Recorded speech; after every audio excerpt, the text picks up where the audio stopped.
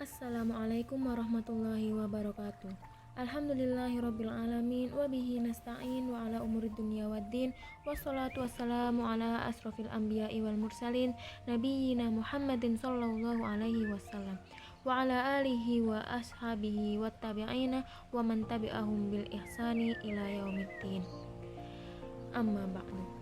Pertama-tama, marilah kita panjatkan rasa puji dan puji syukur kita atas kehadirat Allah Subhanahu wa Ta'ala yang telah memberikan kita rahmat, nikmat, serta hidayahnya sehingga sampai saat ini kita masih dalam keadaan sehat walafiat. Alhamdulillah.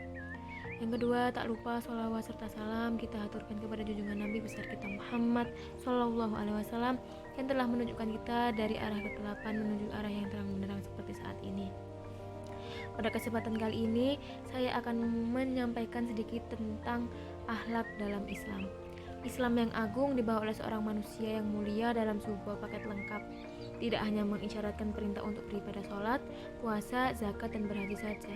Namun, Islam juga mengajarkan bagaimana memiliki kepribadian seperti yang dicontohkan oleh Rasulullah SAW. Karena itu, seorang muslim sejatinya menjadi pribadi terbaik yang berkepribadian Islam. Kepribadian seorang muslim ini sejatinya dipengaruhi oleh dua hal, pola pikir yang Islam dan juga pola sikap atau nafisah atau akhlak yang Islami. Keduanya ini tidak dapat dipisahkan. Karena itu sesungguhnya saat seseorang telah memahami Islam seperti yang diajarkan Rasulullah SAW, tentunya akan menjadi pribadi muslim yang berakhlak terbaik. Tidak ada kaitannya nafisah atau akhlak ini dengan penampakan fisik seperti perhiasan, baju, dan sejenisnya. Akhlakul karimah tentunya adalah akhlak yang terpuji, seperti firman Allah dalam Al-Quran surat Al-Qalam ayat 4 yang berbunyi, A'udzubillahi minasyaitonirrajim, Bismillahirrahmanirrahim, wa innaka la'ala hulukin azim. Sesungguhnya engkau Muhammad berada di atas budi pekerti yang agung. Dapat disimpulkan dari firman tersebut bahwa Nabi Muhammad SAW adalah suri tauladan yang baik bagi kita. Beliau memiliki akhlakul karimah yang terpuji yang selayaknya kita jadikan penuntun dalam kehidupan kita. Dengan kita menjadi akhlak dan perbuatan kita, maka akan selalu mendekatkan kita kepada Allah. Dalam kehidupan sehari-hari, akhlakul karimah dapat digunakan sebagai tolak ukur dalam menentukan kehormatan seseorang.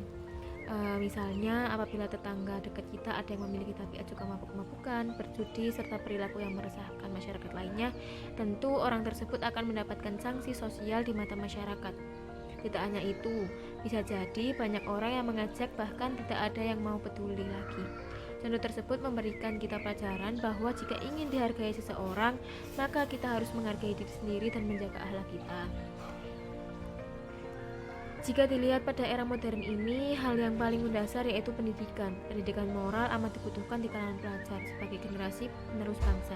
Etika dan moral selayaknya diterapkan sejak dini untuk membangun sumber daya manusia yang berakhlak mulia.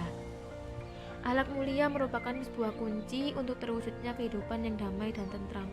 Dalam sejarah kehidupan telah dibuktikan seorang pemimpin yang memiliki akhlakul karimah dapat mewujudkan masyarakat yang damai dan sejahtera.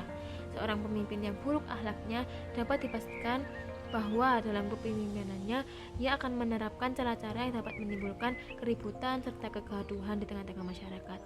Hal itu tentunya dapat digunakan sebagai pelajaran bahwa akhlak merupakan suatu hal yang teramat penting untuk dipergunakan sebagai fondasi dalam segala aspek. Saudara-saudara yang dirahmati oleh Allah, menjaga moral dan akhlak yang baik merupakan sebuah tiang untuk mempertahankan kekokohan jiwa kita. Kembangkan moral, semangat, dan tekadkan untuk terus melangkah menggenggam impian. Gapailah kesuksesan untuk orang-orang di sekeliling kita yang begitu menaruh harapan besar terhadap diri kita masing-masing. Wujudkan segala apa yang kita inginkan dengan segala apa yang kita miliki, salah satunya dengan akhlakul karimah sebagai yang telah dicontohkan oleh baginda Nabi Muhammad SAW. Dengan demikian, marilah jaga harga diri dan jaga ketaatan kepada Allah Subhanahu wa Ta'ala dan Rasul-Nya, sehingga terciptalah generasi-generasi Islam unggulan yang tidak hanya berilmu namun juga berakhlakul karimah.